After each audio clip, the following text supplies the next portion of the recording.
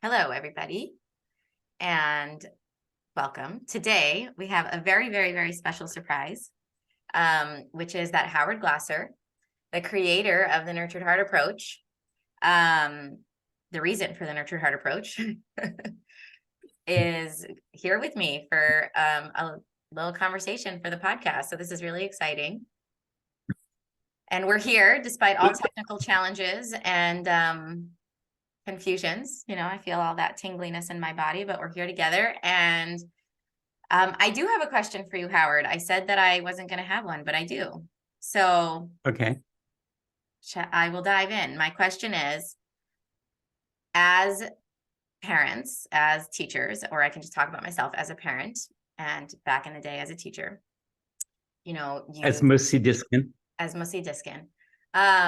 I absolutely believe in the Nurtured Heart Approach, and I love it, and I'm standing by it and standing in it. And I know that many of the people who I'm working with and who I've been blessed to encounter are doing the same. But when you're in the playground and your kid knocks another kid off the playground and that kid's crying and has a big scrape on their knee and the parents are all staring at you, aren't you going to do something, right? Like, aren't you going to do something? Or, the school's calling, like, your kid is, needs, you got to do something, talk to that, like, we want to know, what's your plan? What are you doing? So, there's that fear that comes up around being judged for doing nothing, even though I feel like I'm doing the biggest something there is, right? But that fear of being judged and that resistance and that opposition from the powers that be and the powers that know, the other teachers, the principals, the other parents, maybe even people in the family, grandparents or aunts and, other people who have raised kids and know all about it. And, so how do you face or how do you navigate the judgment and the opposition and the resistance? Oh, great question. Do you want me to answer it, or is this a burning question? You know what, Howard? I phrased it as a question for the context of a podcast because I can talk about this topic for hours, but I want to hear the Howie answer. I want to hear Howard Glasser has dealt with opposition and resistance his whole life. And so I want to know about you. Yes. And I deal with it every day. Most of it comes from Howard Glasser. Howard Glasser is on a grapeness diet. This is my one and only food for the next 6 months. And it's wild. And Howie has enormous resistance from Howie, the big voices on the inside that are in opposition to, what do you mean we only get grapeness? So yes, I'm in the middle of it, and I'll answer it from two sides. So I remember when Alice, my daughter, was 3 or 4, and while she was attending, for the 2 or 3 years she attended the co-op school, the Tucson co-op, the famous Tucson co-op school. Ted Danson is a graduate of that. It's where the university professors take their kids. It was sought after. And there was an event on a Saturday, and a handful of couples are leaving at the same time. The event's over, we're leaving, the kids are walking behind the parents down this road to get to cars,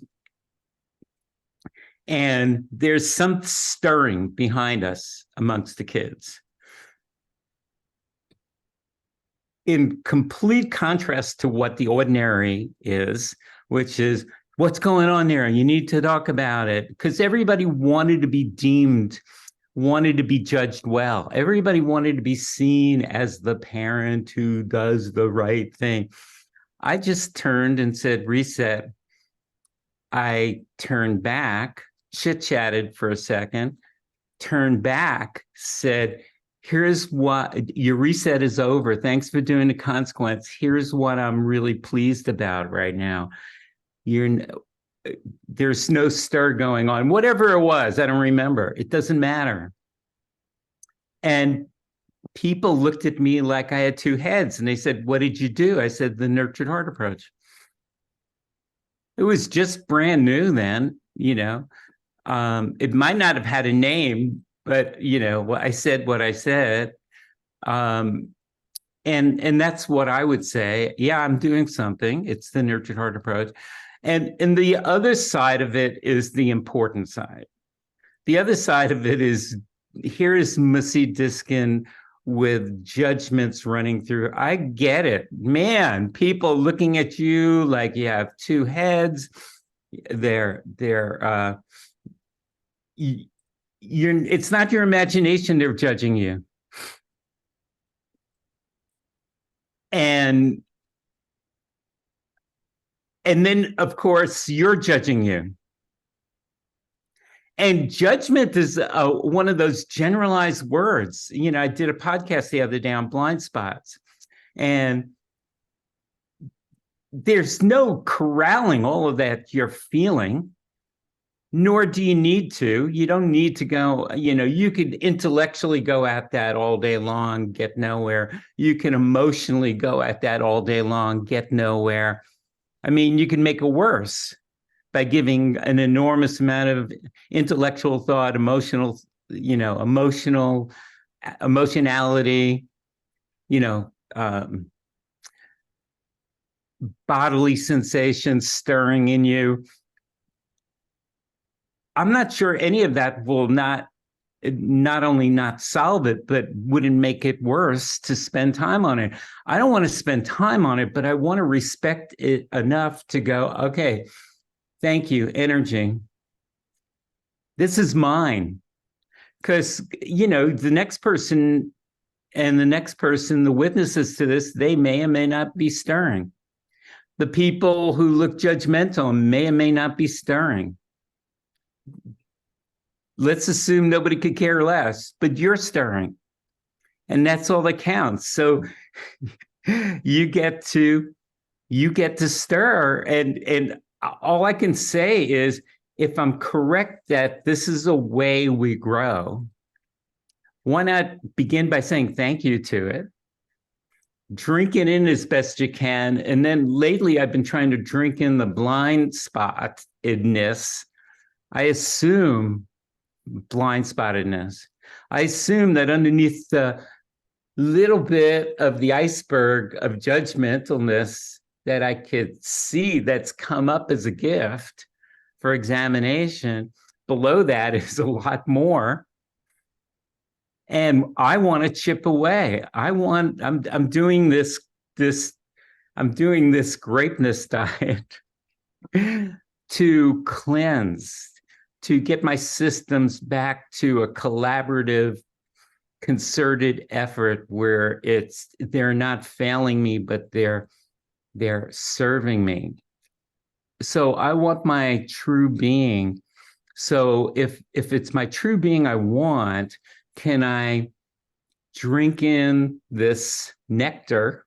I'm going to call it nectar, energy, intensities coming my way, and grow. How do I want to grow? Well, I want to grow by, one, I'd love to be more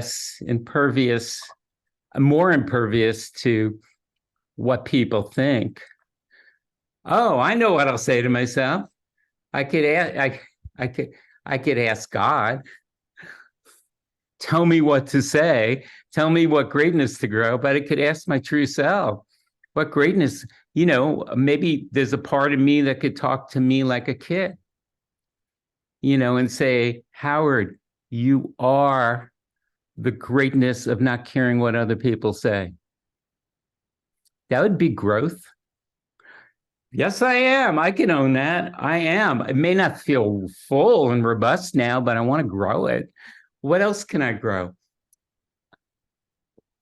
I want to grow believing in myself. So if I'm talking to a kid, Howard, Guess what? Here's what happened. And here's what I see. Here's what it shows me about you. You're the greatness of believing in yourself. If I grow on some of those fronts merely by the thank you, judgmentalness.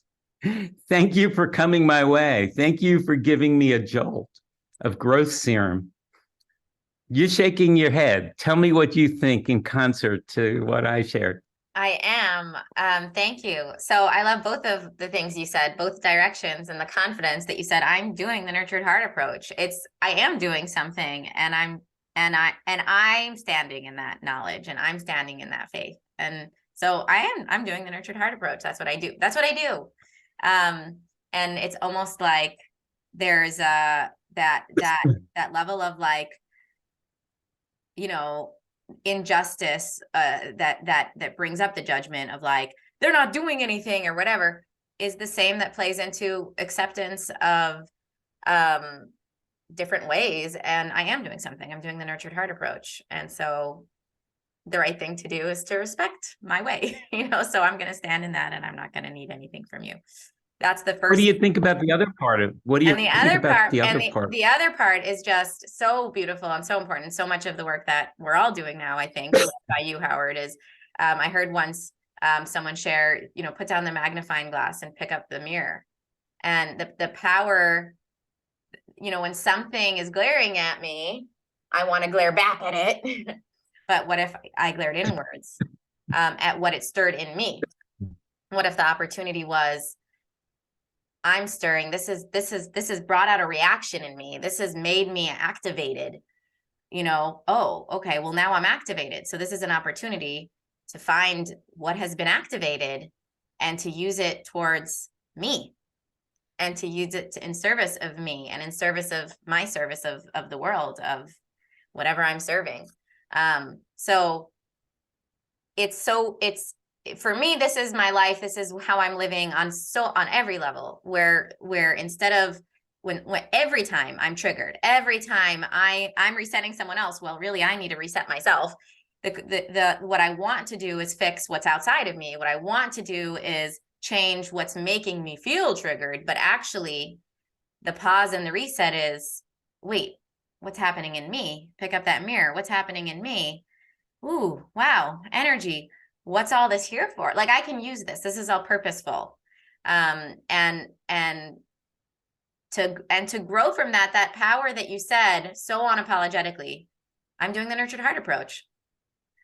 That confidence can be born and fostered and grown in the journey of handling the judgment, of not running from the judgment, of not changing because of not changing because of the judgment in order so that they like me, like not changing myself in order to be liked, but to instead follow the path of the uncomfortableness of having been judged or perceived to be judged, saying, wow, this feels uncomfortable, going into that and being like, well, what does this feel like? And what's the truth for me? And what do I want to? Most people are doing 100 approaches and they don't know it. And the only explanation for doing 100 approaches is you have a mind that's not in concert. You have a heart that's not in concert.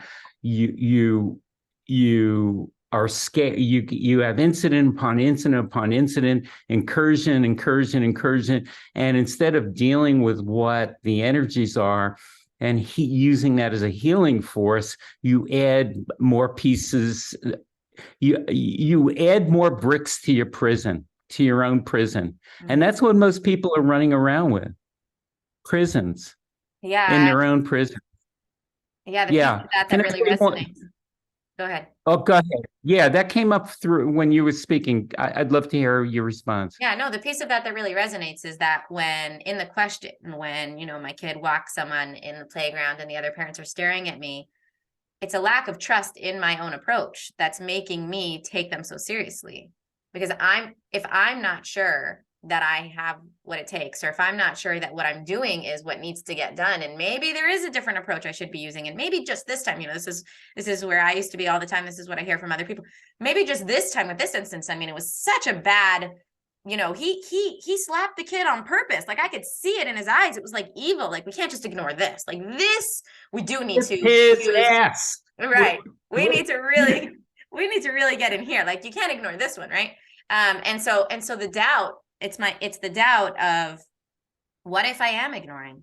What if they're right? What if I'm not doing anything? What if I think I'm doing something and I think I'm doing the ultimate, but actually I'm ignoring, and it's going to end up backfiring in the long run, and I'm the one everyone else is going to laugh at, What's wild is, you laughed when I said whip his ass, that because it's almost like there's whether it's a modern day cry for that, which some people have this longing to do, but they haven't worked it out.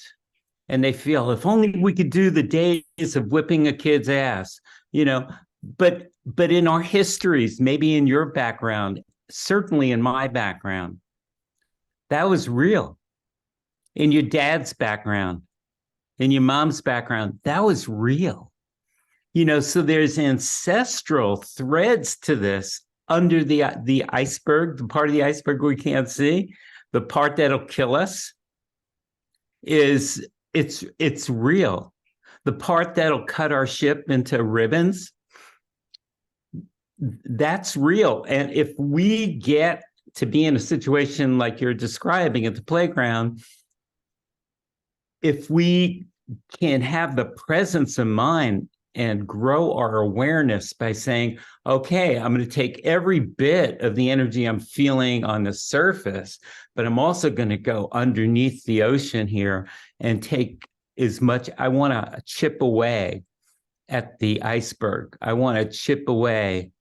And I don't always know right away what I want to build, what new muscles I want to build, what new parts of myself I want to invest in. Sometimes I invest in a super fund, and what I mean by that is there are some longstanding things that I believe in that are me, that are my stand zero, who I am, and my stand for, what I stand for. And if I can't think of anything else to invest in, I'm going to invest in that over and over and over again. And I see you at that level, Musi. I see you playing life at that level.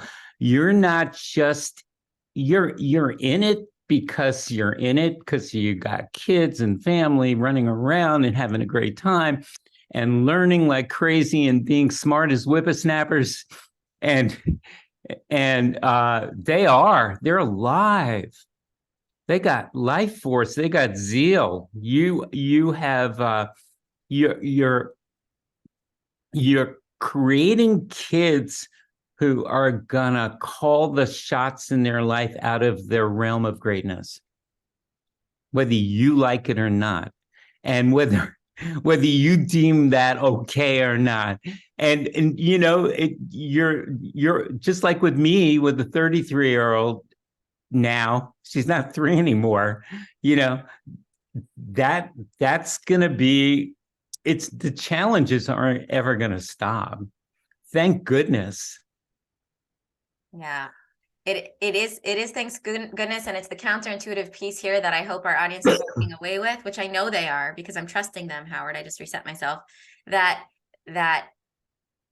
the way to be able to have the confidence to say, I am doing the nurtured heart approach, is by following the judgment, is by receiving the judgment, thanking the judgment, and using it as that opportunity to say, what's this bringing up in me? What is the energy inside of me? I feel escalated. What is that? Where is that energetically? And how can this serve me? Because that ancestral desire or message that I must, whip them into shape, that I must punish, but I can't because it's abusive. Now I have to be all lovey-dovey and it's not working, like, shucks, that we can't abuse anymore. that sense of like, I'm stuck and the kids aren't listening because I have no tools, go there, because thank you, all of that coming up, because then I'm not attached. I don't have to stay attached to that pattern and to that history, because I can go there, see it for it is, and bring my stand zero, which is like, wait a second, sweetheart, we're doing the ultimate. We are doing the ultimate. We don't need to whip them into shape because they're in shape, et cetera, et cetera, et cetera. Come back to stand zero of what I believe in and what I stand for, and use that sense of, but I need to do something, but how's it going to work? But these messages as fuel to stand even more strong in that stand. So Yeah. thank you, Yeah. other parents at the park. I see evidence of the beauty of growing all the time. Like there were some fronts, I don't, whatever greatness I've been working on lately, I emerge into, I leave my house sometimes and I emerge into life. And on Monday, I had no clue what I was running into, but I ran into a few buzzsaws. They weren't mine. Oh, a buzzsaw is like, it's an expression for, I ran into a couple of people who had their own agendas, I was a thing in their agenda. And my awareness was so greater that I didn't take anything personally. I smiled at, wow, that's so interesting. They made up a story and they're living by a story they made up, and there's nothing I could say to change their story. How interesting. I wish them well. Yes, Howard, that is I exactly what it is. and so I saw that on Monday. On Tuesday, out of the same building of inner strength that has occurred over the last few days and weeks, I had a discussion with some folks I work with. I've worked with for some long time, and it was getting to the point where the main person was passing the baton to his 8 years of mentoring this person who's going to be my key person at this organization. And I needed to tell this young person something, even though his wife's about to give birth and I could have delayed it and felt sorry. I said, I just need to tell you something about our last encounter and how what didn't feel right about it. And I just wonder if you'll be able to hear me and be open to what I have to say. And it was marvelous. It was so easy. It was 2 sentences. And then, we spent time chit-chatting, and it was fun. It was really fun to just be in clarity, but to know maybe the difference between Monday and Tuesday was knowing like they're runaway trains, and I don't get a vote on their stories, apparently. And it would be wasting my time. And so I might as well enjoy it. And good luck. And this one where, I was able to intercede and say something that made a difference. And I'm sure I will get the best of all worlds. Yeah. That, Howard, the work that I put in, and then seeing myself be up against that trigger, which for you, it was those people. For me, it's my kids doing some old thing that maybe made me crazy or got me scared or brought up any level of WMDs. And I'm smiling as I say reset, or I'm laughing as I say reset, because they're being hysterical and funny. And it's not okay what they're doing, but they are so amazing and funny. And it is such a creative idea. And so I'm laughing and I'm like, reset. Or I said to my daughter this morning, I was like, this is really hard. I have to pretend that I don't hear you. And, oh no, it was last night. I was working and she wasn't meant to be next to me. And so I'm busy on the computer and I'm doing my thing. And she keeps like saying things. I'm like, oh, sorry. And anyway, at one point I was like, this is really hard to work and to pretend that I'm not caring or listening or loving what you're saying, because everything you say is so funny and everything you say is so great and I love listening to you, but officially I'm working and I'm not listening to you, so this is really hard. Anyway, like, it's okay. I'm clear, but there's no the trigger's not there, that because the work has been done, so that it's not about that fear of like, I don't have any tools and look at them doing this and I'm not going to be able to change it. And now they're just going to be these, mess of people that are never going to listen, or, whatever fears come in. There's trust instead. And so I can smile and laugh when I say reset. And your second story, your Tuesday story, I was in the store with my son and he said, Mom, can I have this thing? And I said, no. And I noticed someone look at me and smile with a sort of like, that's all? You're just going to say no? It's like, that's the answer to the question, right? And then I looked at him and I said, thank you for not, I always use Yolanda's words because those videos are in my head. And I'm like, thank you for not fussing and complaining when I said no. You didn't even say one thing. You just moved away. You are so flexible and understanding. And she looks at me and her smile just like changed. The energy on her face was like, wow, like what was that? I don't know what that was, but that's the answer to the question. He asked me a question. The answer was like, I feel like people are like, is nurtured heart too soft? I hear you saying this all the time, Howard. I'm more clear than 99% of the people I interact with or notice. I'm saying reset. I'm saying no, straight out no. Like straight I used to no. Dance around no, dance around the no. I saw a family. I had to walk through Walgreens to get one item. I didn't know. I didn't exactly know where this item lived, and so I walked past the toy section, and I see the average American family, mother, father, big guy. I'm sure, he prides himself on saying no. But it was so evident that this 3 or 4-year-old was running the family. I mean, I'm just walking by. It was nothing more than a glance, but I'm sure for this kid, a visit to Walmart, did I say Walgreens? Walmart is equivalent to getting a toy. And that toy will keep on coming every single time, just to quiet him down or shut him up, and the toy becomes meaningless. The toy is not a toy, and it's got like these private stories, so everybody's envious of you being able to say no, and everybody needs videotape of you saying no and then turning. That scene that you're describing, your Tuesday, I would love to have a videotape of that. The woman smiling and then her beaming when you turned back and said, thank you for taking no for an answer.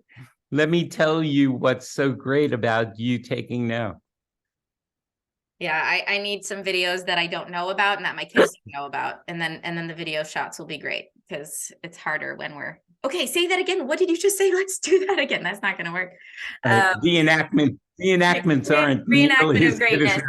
Howard, I want to respect your clarity of half past the hour. We have been over that time. Thank you for your graciousness in being here. We started off a little on a funny foot. So much fun. Technical stuff. Let's do this again. Let's do this again. Thank you for being here, and yay judgment. Thank you for making me a better mom and a more confident, nurtured heart warrior. And Howard, you are, if I can just say, you really are. A recognition to you, Howard. You are the role model of never taking judgment as a no, and never taking resistance and opposition as a no, from when you were kicked out of class as a kid. We all are. Put that in your super fun that you are a nurtured heart warrior. I heard you say that. Oh, that's in my super fun. Yes. That's who you are and what you stand for. So that goes in your super fun. When you can't think of anything to do with the greatness, with the energies that are swirling around you, go to the super fund. Yes, I am. And sometimes the I am is I am. And that's enough too. You are. You're an I inner am. wealthy woman. Yes, I am. I'm very, I love that. Howard, enjoy your grapes and your grapeness. Thank you. We'll see My you next time. greatness. Let us know how it Uh, goes. Okay.